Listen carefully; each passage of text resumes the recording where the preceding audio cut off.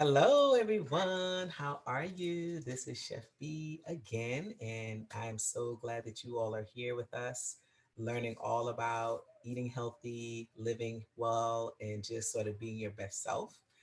Today, in our second class, I'd like to talk to you all today about the difference between plant based foods and uh, veganism, right? And so I think that with the trend, you hear these words all the time, plant-based, and you also hear the word veganism, but really I want us to unpack the difference between those two words and what are behind those words, and then kind of set you up for success. Because I think anytime we're working to shift our lifestyle, the most important piece is we really need to be educated.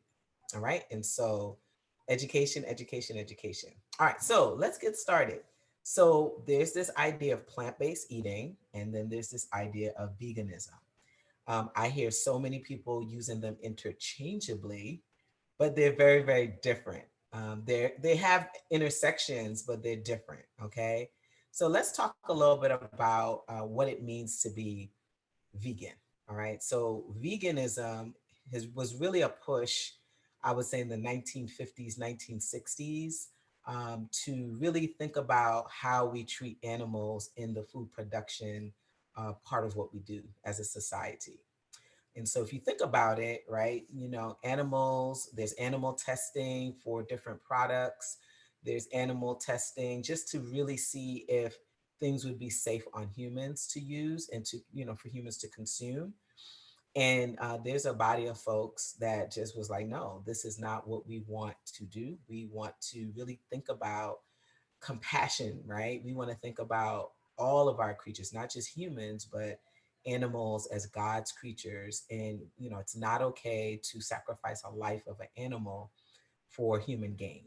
All right. And so veganism is really this idea around compassion, right? It's this idea around treating animals with the same respect as you that you have for humans. And so what that means is when you're thinking about producing any kind of product or food based anything, you really want to leave animals out of the equation. All right. No animals. All right. So what does that mean in terms of the kinds of foods that we can eat? So certainly all foods like vegetables, fruits, things of that nature, those are absolutely okay for vegans. But what's not okay are things that harm animals. So we're talking about like your seafood, we're talking about your meat, we're talking about pork, right? We're even talking about things that are animal-based products. So no milk, no yogurt, no butter. And I would even say no honey, right? So honey, while that is, you don't think that you're harming anything, right? But honey is made by bees. And some people argue, I mean, you're taking their food, you're taking their way of thriving, and you're using it for personal consumption. So veganism or vegans will not use honey either. All right. So anything that's made by animals or is a byproduct of animals, you're not going to use it if you're vegan. I would even go so far as it's a consciousness, right? It's a political consciousness around how we eat and how we live. So people who are vegan, they don't even use any kind of clothing that's made by animals. So no jackets, no leather belts, no leather shoes. None of those things would be used by someone who is a true vegan. Okay, so that's veganism. And then we have plant-based. Then we have plant-based, which is a newer terminology. And I would like to say, if you think about just sort of a family of things, right? Plant-based to me sort of captures everything. It captures the vegans, it captures vegetarians, it captures some meat eaters, it captures fish eaters. Plant-based, by definition, is really you just taking a personal responsibility for your diet and to incorporate more plants into the foods that you eat. Okay, so the government has recommended, they call it My Plate, right? There is a dietary recommendation of the kinds of foods that should be on your plate every time you eat. And on that plate, maybe about 50% of your plate should be fruits and vegetables. Only a quarter should be a protein. And notice they didn't say an animal based protein, they just said a protein. So we're going to actually talk a little bit about some of the proteins that you can use for consumption if you're plant based, if you're vegan, if you're deciding not to have any kind of animals in your diet. Okay. So let's go back to plant based though. Plant based is really just you taking ownership over your plate and you're making sure that you have a lot, right? A lot and just even more than what you typically would have had fruits and vegetables. All right. So you're minimizing animal based foods and you're celebrating or increasing the amount of plant based foods that you're putting into your mouth. All right. In addition to that, there's another component of being plant based. You're minimizing processed foods. So that means you're minimizing, the plant based proteins that are, manufactured, right? So we're talking about the things like the fake vegan meats and things of that nature. Someone who's plant based will really sort of eliminate those sorts of things in their diet. They're looking for more whole foods when they eat their foods, right? Whole foods, whole meals. Even oil. Oil is considered to be a refined, there's a process of getting oil.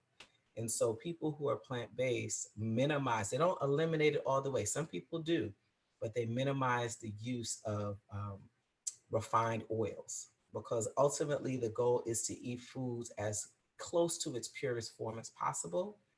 And unfortunately, if we are doing veganism or vegetarianism or any of these things, they don't necessarily demand that you have that as a focus when you eat your food.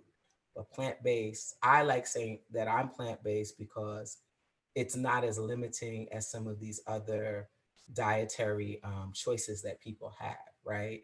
I think people can decide what they choose to eat and what they don't want to eat. But I think, when you think about being plant based, even if you are carnivore or you eat seafood, it's just saying bring some more vegetables, bring some more fruits into what you eat so that you can get the health benefits of those things.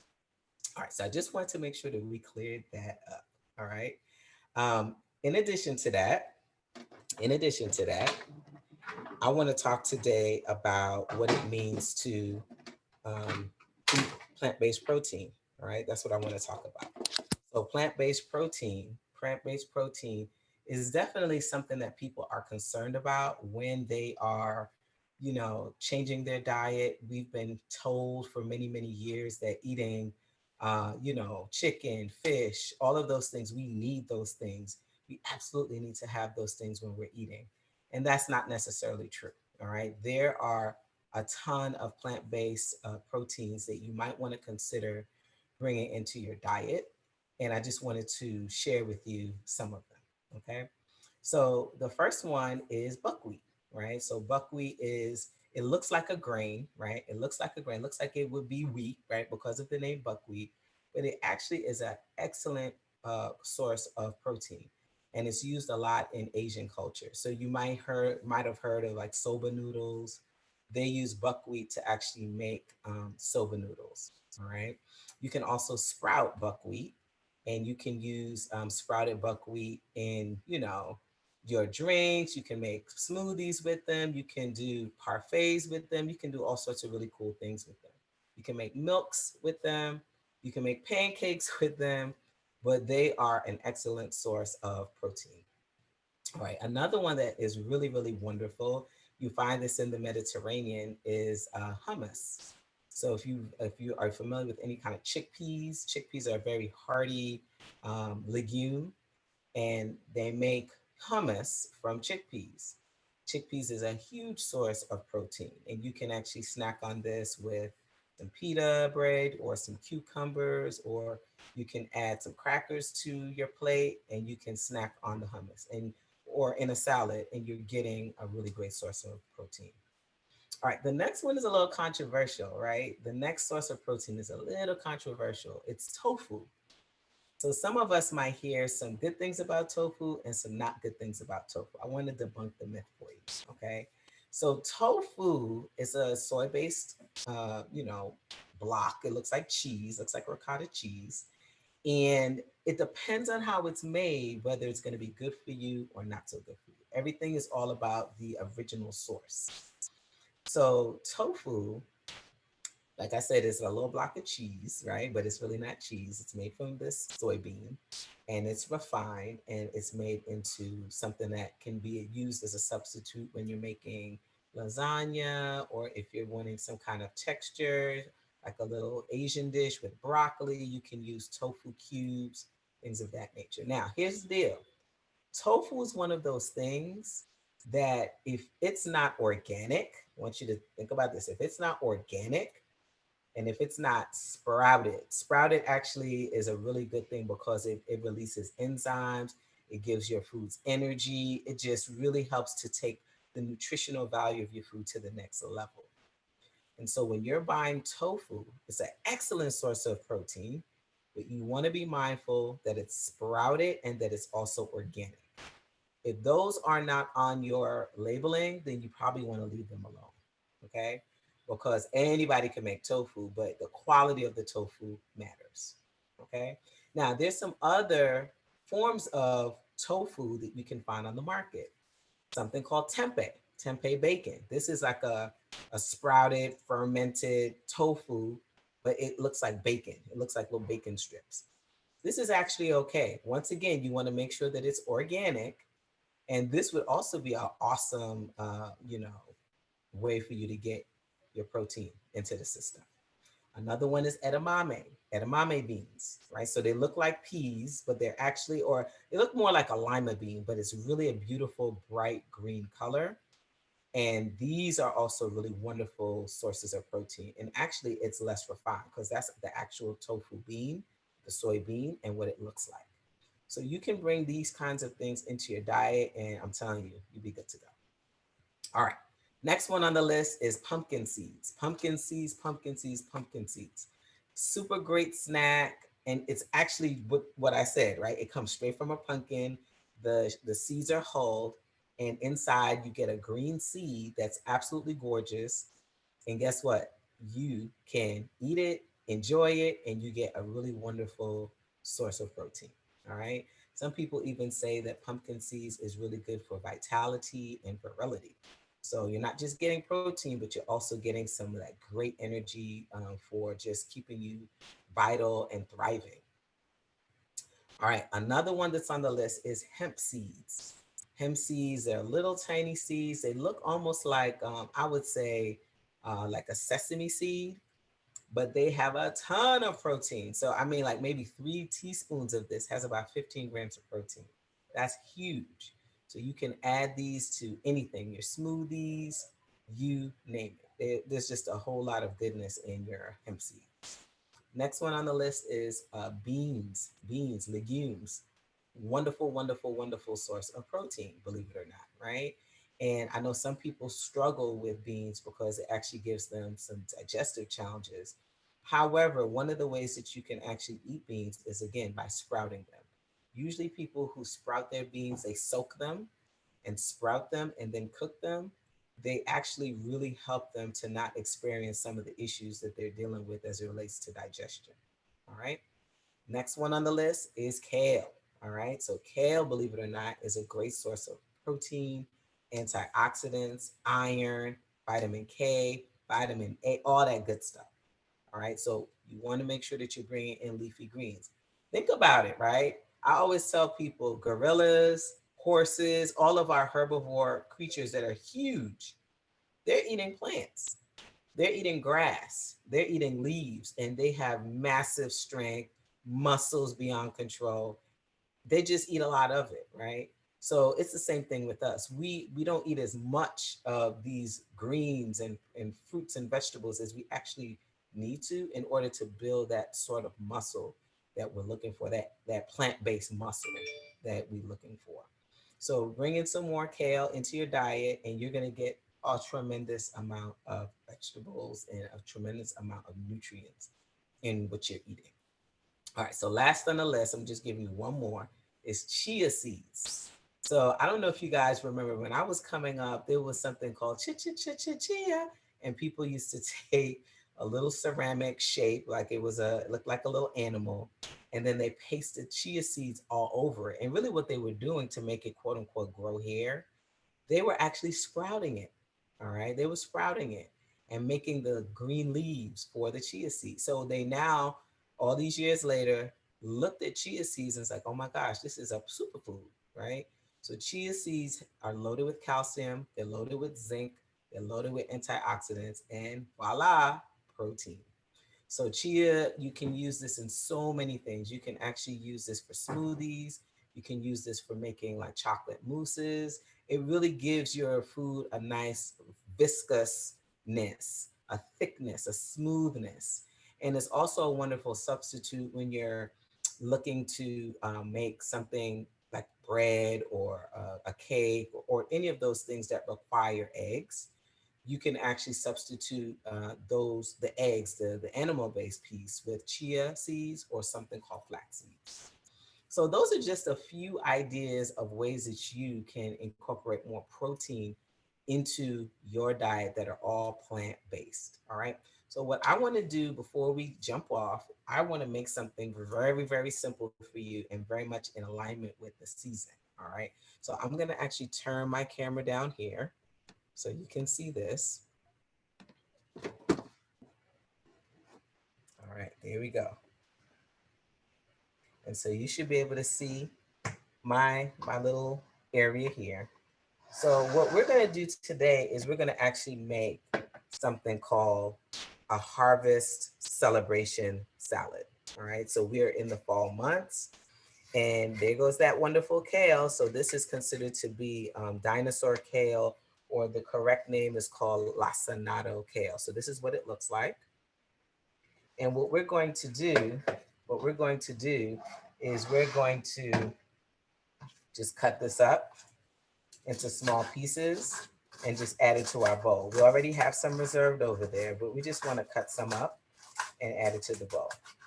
You see how beautiful and green the lacinato kale is? I mean, it's absolutely incredible. So we're going to cut this up and we're going to add this to our bowl. All right, so we have this, and I'm going to bring my bowl closer so you can see. Okay. And then the other thing that we're going to add, because again, this is fall, we're going to add in some roasted Brussels sprouts. So we have some roasted Brussels sprouts here.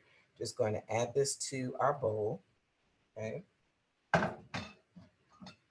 And Brussels sprouts are part of the sort of the cruciferous vegetable family. And so if you taste the Brussels sprout, it actually looks a little bit like a cabbage, but then it also tastes a lot like cabbage. So what I did here was I just roasted some of my Brussels sprouts with a little bit of oil, a little bit of salt, and some spices inside of my little oven for about 20 minutes. And they came out as gorgeous as that. All right, so the next thing that we have here is some autumn squash. So this is the squash, these little cute babies. They look a little bit like a butternut squash, but it's a baby one, right? Like a little midget. All it's not grown up yet. Okay. And so we have this. This is our squash. Again, we did the same thing, cut this up. We add a little bit of salt and pepper and we roasted it for about 20 to 25 minutes. All right, so this is already looking gorgeous. The next thing we're going to add to our harvest celebration salad, a little bit of apple. Okay, so we have some apples cut up. Okay, we have some apples cut up. Pretty nice. And then the last thing that we're going to add is some cranberries. This is the season for cranberries. And so these are dry. They have a slight little sweetness to them, and they're super yummy. Okay. All right. So now what we're going to do, we're going to actually make a very quick dressing. So I'm going to actually reserve this over here, right? We're going to make a little bit of a dressing, and that dressing is going to be poured on top of the salad. All right. So real quick dressing, right? So now remember what I said, vegans don't use honey, but I'm not vegan, right? I'm plant-based. So I am using a little bit of mesquite honey. Now, one of the reasons why I'm using this kind of honey is because I really like using honey to support allergies. You know, I live in the South, and believe it or not, we deal with a lot of pollen. And so honey is actually a really good way to address that. So by using a little bit of honey regularly, it actually helps to build the histamines in the body so that you don't have to worry about, you know, sneezing as much. But it's something that you just got to work on. So I think everybody decides what they want their medicine to be. All right, so I just added to the bowl a little bit of olive oil. And now what we're gonna add to the bowl, we're gonna add a little bit of balsamic glaze. All right, so look how thick and luscious that is. All right, so we're gonna add that to the bowl. And then what I'm gonna do here is I'm just gonna whisk it all together. All right, I'm gonna whisk it all together. And I might add a little bit more oil just to make it move. We'll add a little bit more oil to make this move. Just a little bit. And I'm using extra virgin olive oil, which is actually a really great oil for, you know, making dressings and things of that nature because it's actually pure. It's like out of many of the oils that are out there, this one, it doesn't have a lot of refining. All right, so look at that. It just made it move nicely. All right, so I'm gonna just add a little bit of salt, just a little bit of salt. And the last thing we're gonna add a little bit of nutritional yeast. So this is kind of like my little cheese, just a little bit, just to kind of give it a little kick. And so I usually keep some, you know, with me when I make foods. And there we go. We have our dressing. It's just that simple. You can add water to this if you want to, just so that you can loosen it up. But this is it. All right, so I'm going to dress. I'm gonna bring that closer. I'm gonna dress my salad. Dress the salad. And then what we're going to do, I'm going to use my hands for this because I'm all about us connecting with our foods. I am going to toss it with my hands. All right. I don't want you all to be afraid to touch your foods. Right. We want to make sure that we're connecting with the food. We're touching it with our hands and we're putting our energy into the foods that we eat. Okay. And you get to smell it. It's just an opportunity for you to really connect with your meal, connect with your food, pray over the food, tell your food what you want it to do in your body, right? So wonderful, right? This is such a beautiful time of year. The, you know, trees are changing. You know, people are getting ready to gather with their families. So here's our salad. So this is in celebration of this time of year. This is in celebration of this time of year. Look at this salad. Look at that. How gorgeous, right? And simple, super, super simple. All right, there we go. All right, y'all. So I'm just going to hold on to this so you can see. That's it. You know, I am super excited that you guys have me again. Please try this recipe. Tell me what you think. Our beautiful autumn celebration salad. And again, we have our kale in here, which is one of our ways to get protein. Our roasted Brussels sprouts, our squash. We have apples in here. We have cranberries, and you can add some of the other things that we talked about. You can add the hemp seeds. You can add the pumpkin seeds. Totally up to you. Just make it your own. All right. I also want to remind you all that you want to eat seasonally, and eating in season is absolutely critical just so that you're getting the vital nutrients that you need each and every season as the weather changes.